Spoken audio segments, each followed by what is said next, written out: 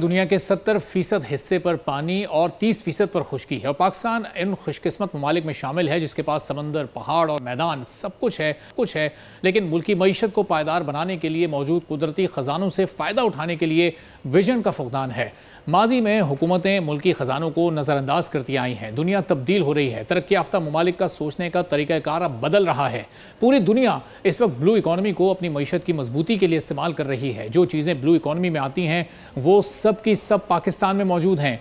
जो इलाके समंदर के साथ होते हैं वो खुसूसी इकनॉमिक जोन्स कहलाते हैं। पाकिस्तान के पास वाटर एरियाज तकरीबन 2,90,000 स्क्वायर किलोमीटर बनता है जो बलूचिस्तान के रकबे के बराबर है। पाकिस्तान के पास समंदर ना होता तो अफगानिस्तान या दीगर ममालिक की तरह दूसरों पर इन्हिसार करना पड़ता। पाकिस्तान सालाना 105 मिलियन रुपए की इंपोर्ट और एक्सपोर्ट्स करता है। गुज़िश्ता 12 साल के दौरान 200 तिजारती जहाज पाकिस्तान की बंदरगाहों पर लंगर अंदाज हुए हैं। ब्लू इकॉनमी में पाकिस्तान का मुस्तकबिल छुपा हुआ है। दुनिया भर में 1.5 बिलियन लोग ब्लू इकॉनमी से जुड़े हुए हैं। फिशरीज सेक्टर से तकरीबन 350 मिलियन से जायद लोग वाबस्ता हैं। समुद्री तिजारत में सयाहत एक अहम सेक्टर है। दुनिया में 50% से जायद सयाहत समंदर और इसके इर्द गिर्द होती है। पाकिस्तान का शुमार उन ममालिक में होता है जिनके पास अच्छे समंदर मौजूद हैं। बलूचिस्तान इसमें सर फहरिस्त है। बलूचिस्तान में समंदर 734.5 किलोमीटर और सिंध में 266 किलोमीटर है।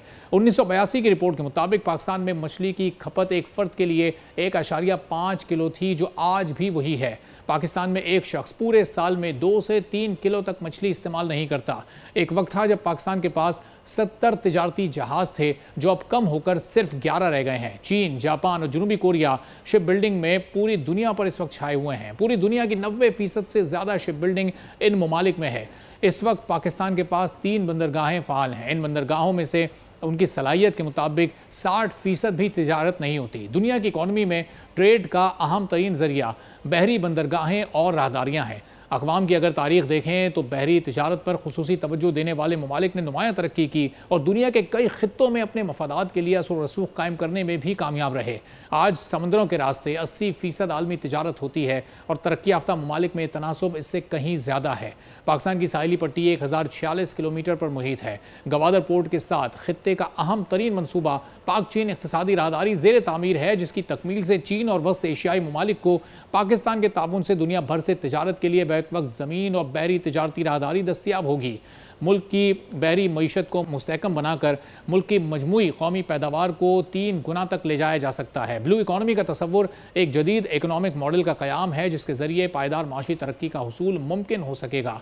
माइंस एंड मिनरल्स, तेल और गैस के ज़खायर की तलाश, रिसर्च एंड डेवलपमेंट, विंड और सोलर एनर्जी के ज़रिए पावर सेक्टर में नुमाया बेहतरी लाई जा सकती है। ब्लू इकॉनमी एक रिपोर्ट के मुताबिक आबी हयात, माहीगीरी और फिशरीज़ के शोबों में भरपूर तवज्जो न सिर्फ मुल्क की ग़िज़ाई ज़रूरियात पूरी करने में अहम किरदार अदा करेगी बल्कि ज़र मुबादला के ज़रिए मुल्क की मईशत भी मुस्तहकम होगी।